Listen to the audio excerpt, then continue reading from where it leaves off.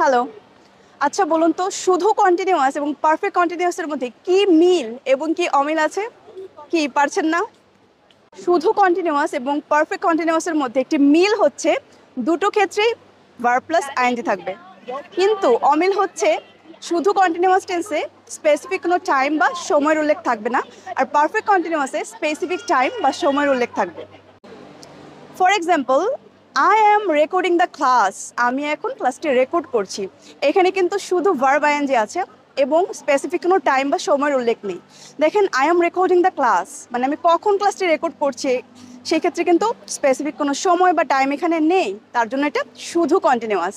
আবার যদি বলি I have been recording the class for 30 minutes, মানে হচ্ছে আমি 30 মিনিট ধরে বা 30 মিনিট যাবৎ ক্লাসটি রেকর্ড করছি। দেখেন, এই সেন্টেন্সটিতে কিন্তু 30 মিনিটস অর্থাৎ 30 মিনিট সময় স্পেসিফিক করে দেওয়া আছে। আবার এখানে have been recording verb INGO কিন্তু আছে। সো শুধুমাত্র ভার্ব আইএনজি থাকলে এবং কোনো স্পেসিফিক টাইম না থাকলে শুধু কন্টিনিউয়াস হবে। আর যদি ভার্ব আইএনজি প্লাস স্পেসিফিক কোনো সময় বা টাইম থাকে তাহলে কি হবে? Perfect continuous. আশা করি ব্যাপারটা ক্লিয়ার।